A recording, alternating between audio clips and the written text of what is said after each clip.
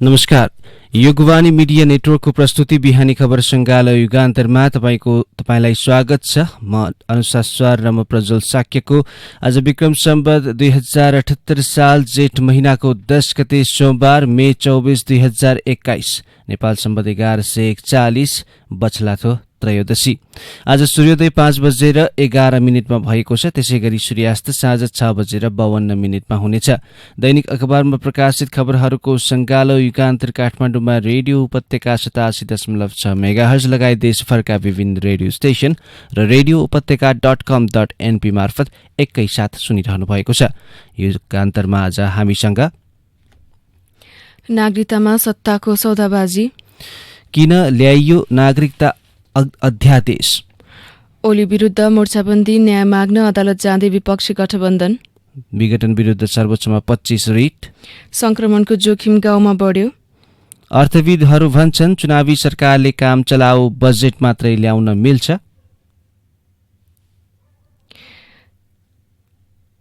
खनाल नेपाल निकट युवाको नयाँ पार्टीको नाम नेकपा एकीकृत, चुनाव चिन्ह कलम र बार्सिलोनामा मेस्सीको भविष्य अनिश्चित लगायत आजका अखबारमा प्रकाशित विभिन्न सामग्री छन्। उज्यालो सबैलाई मन पर्छ। निरन्तर उज्यालोको लागि अल्ट्राटेक ब्रान्डका एलईडी लाइटहरू 85% भन्दा बढी बिजुली बचत, उच्च गुणस्तरीय तथा नयाँ प्रविधि युक्त 2 वर्षको वारेन्टी सहित अल्ट्राटेक ब्रान्डका बल्ब तथा प्यानल लाइटहरू सर्वत्र बजारमा उपलब्ध छन्। किफायती र भरपर्दो नाम तपाईँ हाम्रो UltraTech brand. For more details, visit www.ultragroup.com.np. Phone number 014117043, 014117143. World Trade Center, 2nd floor, Tripureshwar. For dealers and distributors, 9851 000505, 9851 000505. Ultra Group.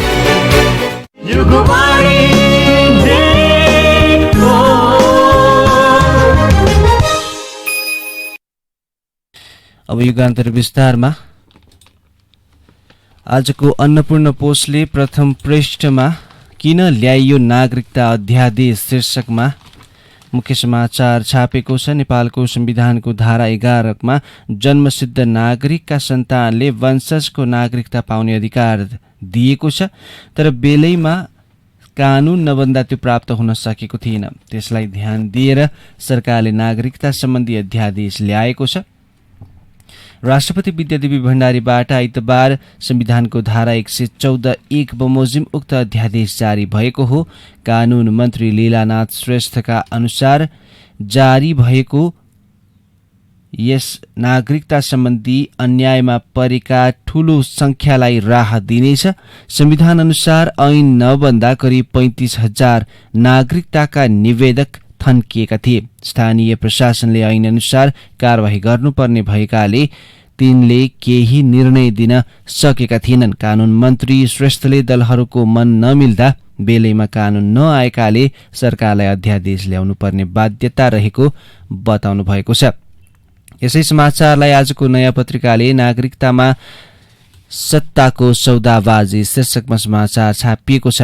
नेपालीसँग बिहे गरेकी विदेशी महिलाले निरन्तर 7 वर्ष नेपालमा बसेपछि मात्र अङ्गीकृत नागरिकता पाउने लगायतका प्रावधान राखेर सत्तारूढ दलको जोडबलमा संसदीय समितिले विधेयक संशोधन गरेको थियो।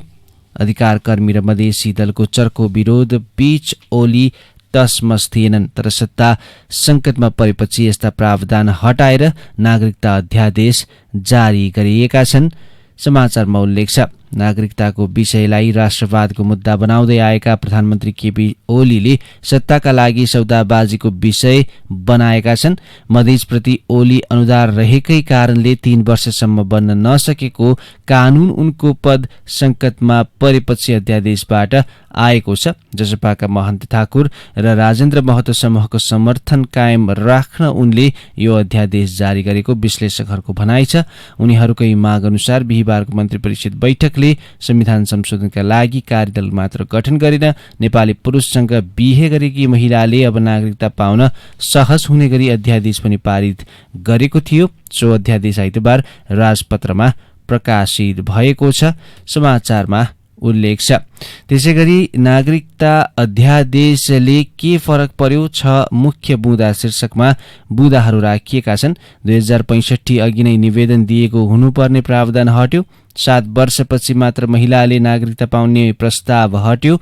विदेशीसँग बिहे गर्ने महिला र पुरुषका सन्तानमा विभेद हट्यो। त्यसैगरी बाबुको पहिचान नभएमा आमाको स्वघोषणा तोकिएको ढाँचामा अनाथालयमा हुर्किएका व्यक्तिको विषयमा अध्यादेश मौन।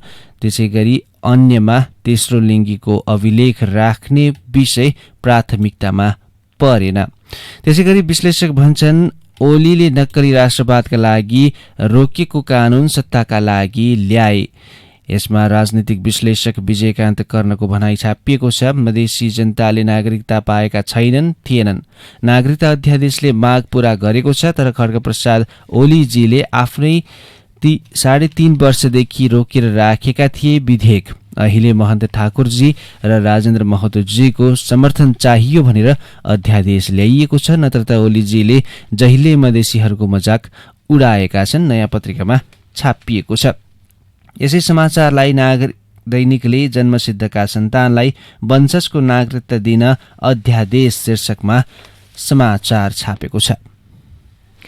आजको नागरिक दैनिकमै ओली विरुद्ध मोर्चाबन्दी शीर्षकमा समाचार प्रकाशित छ। प्रधानमन्त्री केपी शर्मा ओलीले प्रतिनिधि सभा विघटन गरेपछि विपक्षी दलहरूले उनी विरुद्ध आगामी निर्वाचनसम्म कार्यगत एकता गर्ने भएका छन्। नेपाली कांग्रेस, नेकपा माओवादी केन्द्र र नेकपा एमालेको माधव नेपाल पक्ष तथा अन्य दलले प्रतिनिधि सभा पुनर्स्थापनाको कानूनी र राजनीतिक लडाईँमा गरेको कार्यगत एकतालाई आगामी निर्वाचनसम्म निरन्तरता दिने भएका हुन्। माओवादी केन्द्रका प्रवक्ता नारायण काजी श्रेष्ठले केन्द्र र स्थानीय तहसम्म नै ओली विरोधी मोर्चा बनाइरहेको र यो पछिसम्म कायम रहने बताएका छन्। अहिले हामी माथिदेखि तलसम्म नै कार्यगत एकताका पक्षमा छौं, प्रतिगमन विरुद्ध एकजुट भएका छौं, यसलाई निरन्तरता दिनेछौं, प्रवक्ता श्रेष्ठले बताउनुभयो। प्रधानमन्त्री केपी शर्मा ओलीले पुस 5 गते प्रतिनिधि सभा विघटन गरेपछि उनी विरुद्ध विपक्षी दलहरूको मोर्चा बनेको थियो। अहिले त्यही मोर्चाले आगामी निर्वाचनसम्मै सहकार्य गरी अघि बढ्ने सहमति गरेको हो। मोर्चामा नेपाली कांग्रेस, माओवादी केन्द्र, एमालेको माधव नेपाल पक्ष, जनता समाजवादी पार्टीको उपेन्द्र यादव समूह र राष्ट्रिय जनमोर्चा छन्। एक नेताका अनुसार बागमती प्रदेशमा राष्ट्रिय सभाको उपनिर्वाचनमा नेपाल पक्षलाई सहयोग गर्नु सहकार्यको संकेत हो। विपक्षी दलहरूले प्रतिनिधि सभामा पुनर्स्थापनाका लागि सर्वोच्च अदालतमा रिट दर्ता गर्न आइतबार आफ्ना सांसदको हस्ताक्षर संकलन गरेका छन्। नेपाली कांग्रेसका 61, माओवादी केन्द्रका 49, एमाले नेपाल समूहका 21 र जनता समाजवादी पार्टीका 13 सांसदको हस्ताक्षर जुटिसकेको उनीहरूको दाबी छ। सदनमा वैकल्पिक सरकार निर्माण हुने अवस्था रहेसम्म प्रतिनिधि सभा विघटन नहुने संवैधानिक प्रावधानमा टेकेर उनीहरू ओलीको कदम विरुद्ध सर्वोच्च अदालतमा जान लागेका हुन्। रिट निवेदनका लागि वैकल्पिक सरकार निर्माणमा निर्णायक रहेको एमाले नेपाल समूहका 21 सांसदको हस्ताक्षर संकलन र प्रमाणीकरण भइसकेको स्रोतले बताएको छ।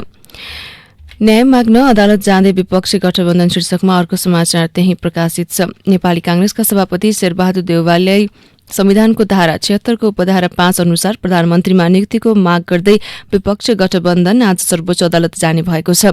संवैधानिक व्यवस्था अनुसार देउवालाई प्रधानमन्त्री नियुक्त गर्नुको साटो राष्ट्रपति र प्रधानमन्त्री मिलेर असंवैधानिक कदम चालेको दाबी सहित विपक्षी गठबन्धनले अदालतको ढोका टकटकाउने भएको हो।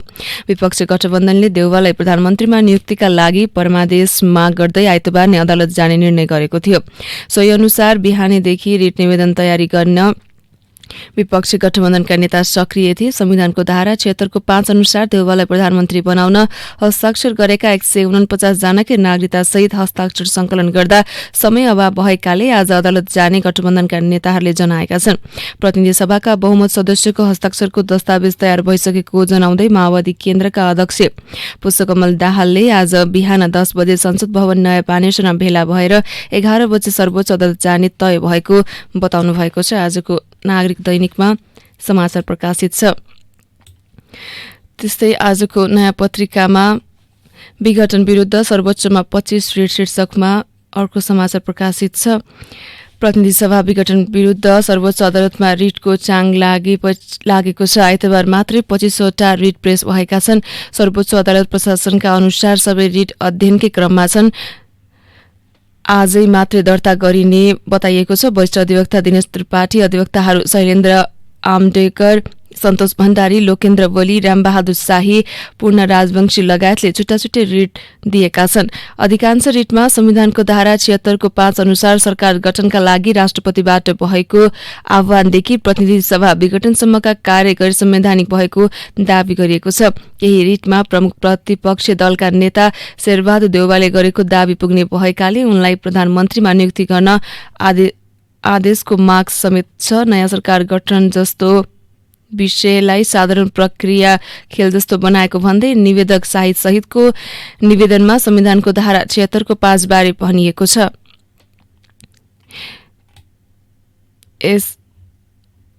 त्यस्तै दुई माग लिएर आज सर्वोच्च जाँदै विपक्ष गठबन्धन शीर्षकमा त्यही अर्को समाचार प्रकाशित छ। प्रधानमन्त्रीको रूपमा कांग्रेस नेता शेरबहादुर देउवालाई नियुक्त गर्न परमादेश जारी हुनुपर्ने, अर्को संसद विघटन गर्ने निर्णय असंवैधानिक भएकाले नयाँ अधिवेशन आह्वान गरिनुपर्ने समाचारमा उल्लेख छ। त्यसैगरी आजको नयाँ पत्रिकाले राष्ट्रपति भण्डारीको बचाव गर्दै प्रधानमन्त्रीले भने उहाँको स्वविवेकी अधिकारमा कुनै उजुरी लाग्दैन।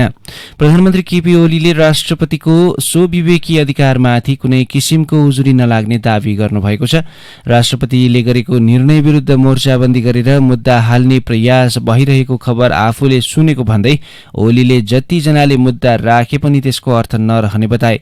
बहुमत सांसदको हस्ताक्षर लिएर गएका कांग्रेस सभापति शेरबहादुर देउवालाई प्रधानमन्त्रीमा नियुक्त नगरी राष्ट्रपतिले संसद विघटनको बाटो खुल्ला गरिदिएको भन्दै विपक्षी दलहरू सर्वोच्च जाने तयारी गरिरहेका बेला प्रधानमन्त्री ओली राष्ट्रपति विद्या भण्डारीको बचाउमा उत्रेका हुन्। आइतबार बालुवाटारमा पार्टी निकट पत्रकारहरूसँगको अन्तर्क्रियामा उनले मोर्चा कसेर मुद्दा हाल्ने रे, सच्चाईका लागि एकजनाले मुद्दा हाले पनि धेरैले मुद्दा हाले पनि त्यही हो, सच्चाई सच्चाई नै हो। राष्ट्रपतिको स्वविवेकी अधिकारको प्रयोग गर्ने ठाउँ हो, त्यसमा कुनै उजुरी लाग्दैन। उनले मोर्चा कस्दैमा न्यायालय प्रभावित नहुने समेत बताए। हतियारको लडाईँमा मोर्चा कस्न सकिन्छ, न्याय प्राप्त गर्ने कुरामा मोर्चा कस्नुको कुनै अर्थ छैन। न्यायालय दबावले प्रचार कुप्रचारले प्रभावित गर्दैन, गर्नु हुँदैन, उनले भने। आजको नयाँ पत्रिकामा छापिएको छ। आजको नागरिक दैनिकमा संक्रमणको जोखिम गाउँमा बढ्यो शीर्षकमा अर्को समाचार प्रकाशित छ।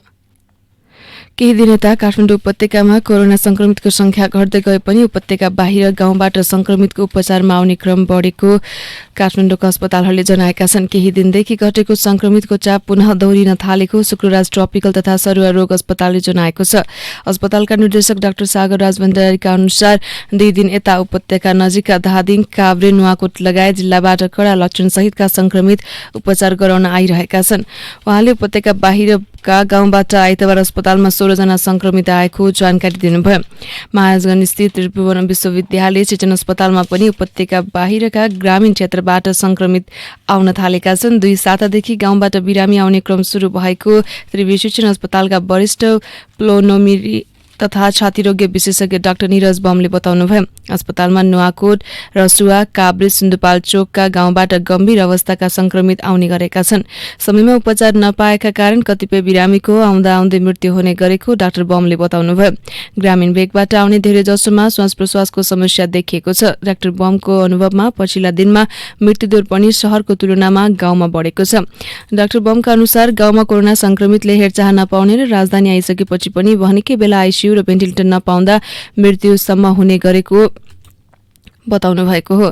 स्वास्थ्य मन्त्रालयको तथ्याङ्क अनुसार अहिले प्रदेश 1, प्रदेश 2, सुदूरपश्चिम र कर्णाली प्रदेशमा संक्रमण दर बढेको छ। ती प्रदेशमा पनि गाउँ गाउँमा संक्रमण बढ्दै गएको राष्ट्रिय एपिडेमियोलोजी तथा रोग नियन्त्रण महाशाखाका निर्देशक डाक्टर कृष्ण पौडेलले बताउनु भएको छ। आजको नागरिक दैनिकमा समाचार प्रकाशित छ। आजको अन्नपूर्ण पोस्टले प्रथम पृष्ठमा खेलाँचीले ठूलो क्षति शीर्षकमा समाचार छापेको छ।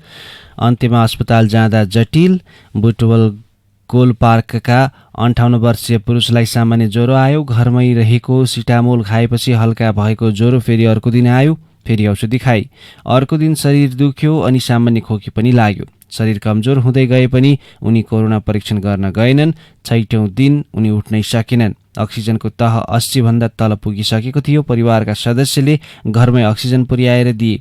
तर उनमा केही सुधार भएन। केही समयमै उनलाई लुम्बिनी प्रादेशिक अस्पताल पुर्याए। अस्पतालमा भिडभाडले उनले बेड पाएनन्। बेड खोज्दा खोज्दै आधा दिन बित्यो। एम्बुलेन्समा राखिएका उनलाई भैरहवातर्फ लगियो, तर अस्पतालसम्म पुग्न पाएनन्। एम्बुलेन्समै उनको निधन भयो। प्रादेशिक अस्पताल आएपछि कोभिड परीक्षण गर्दा कोरोना पोजिटिभ देखिएको थियो। बुबाले अस्पताल जान समयमै नमान्दा बचाउन सकिएन, उनका छोराले भने। आजको अन्नपूर्ण पोस्टमा छापिएको छ। त्यसैगरी शहरभन्दा गाउँमा धेरै शीर्षकमा अर्को समाचार आजको अन्नपूर्ण पोस्टमा पनि छापिएको छ। अन्य सामग्री बाँकी नै छन्। युगान्तरमा केही छिन विश्राम। ओ माय गॉड विनिता, तिम्रो घरमा त अल्ट्राटेक ब्रान्डको सामान मात्रै पो देख्छु। हो नि, हाम्रो घरमा त अल्ट्राटेक ब्रान्डका घरायसी सामानले भरिएको छ। बलियो र टिकाउका साथै भरपर्दो सेवाको लागि टुक्क छु। त्यही त, kitchen chimney, cooking range, oven, fridge, induction चुलो, इन्फ्रारेड चुलो, स्ट्यान्ड फ्यान, वल फ्यान र आरो फिल्टर पनि रहेछ। यो आरो फिल्टरमा त तातो पानी र चिसो पानी पनि आउँछ। अनि तरकारी फलफुल पखाल्न डिटक्सिफायर पनि छ।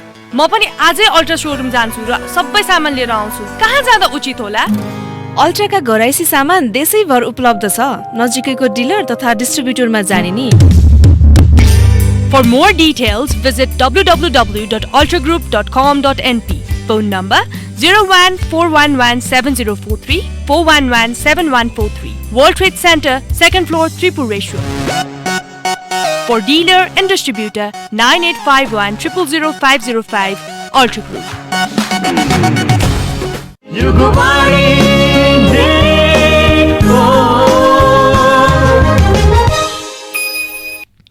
युगान्तरमा पुनः स्वागत छ। अब बाँकी सामग्री। आजको नागरिक दैनिकमा जसपामा कारबाहीको होडबाजी शीर्षकमा समाचार प्रकाशित छ। त्यही समाचार आजको अन्नपूर्ण पोस्टमा जसपामा नयाँ मोड शीर्षकमा समाचार प्रकाशित छ।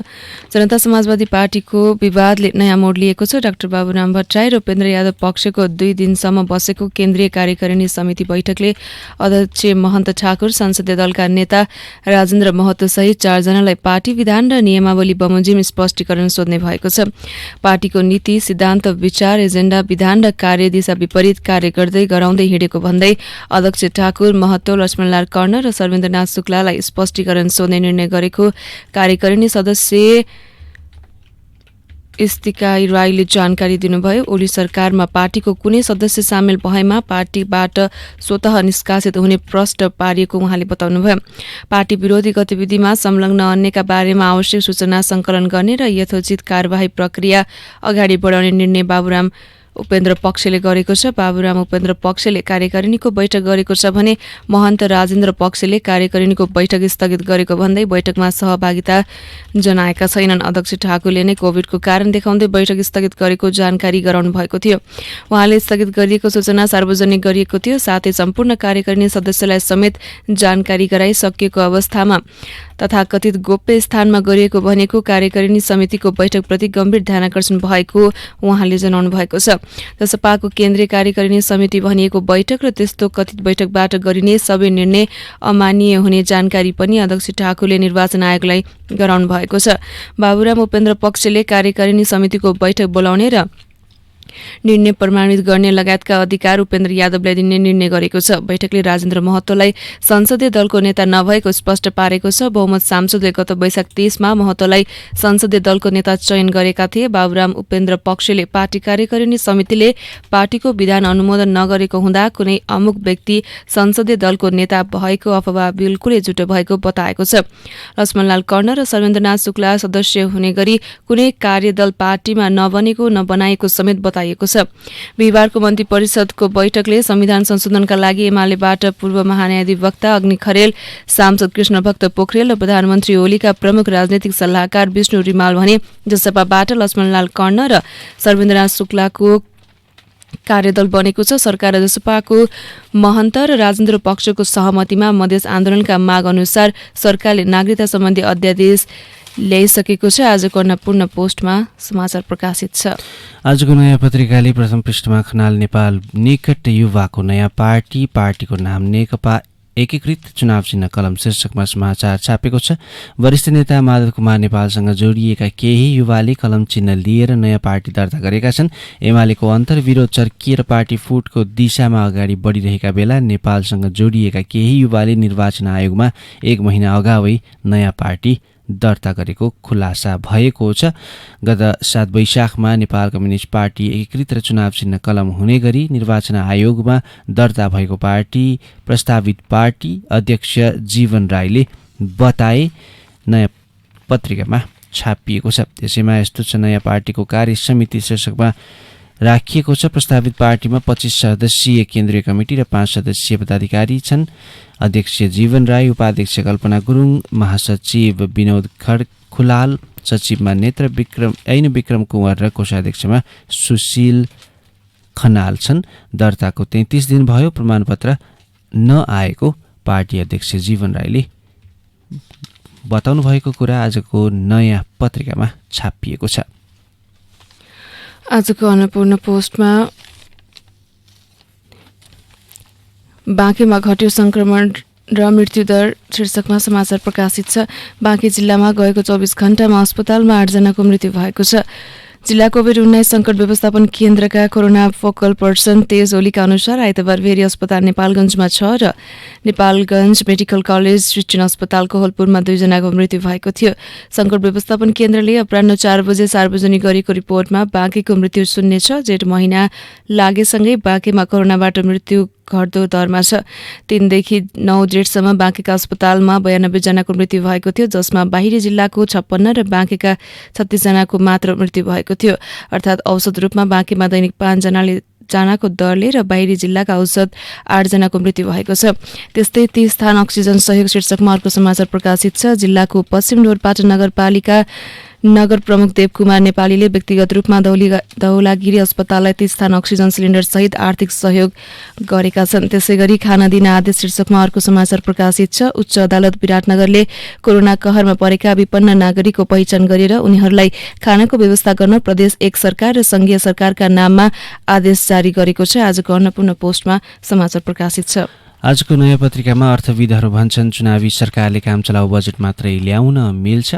अर्थविद विश्व पौडेलको भनाइ छापिएको छ। संसद नरहेको र निर्वाचन घोषणा भइसकेको अवस्थामा सरकारले नयाँ कार्यक्रम योजनाहरू अघि सार्न मिल्दैन। नजिरहरू मान्ने कि नमान्ने, लोकतान्त्रिक संस्कृति बसाल्ने कि नबसाल्ने नेतृत्वले सोच्ने विषय हो।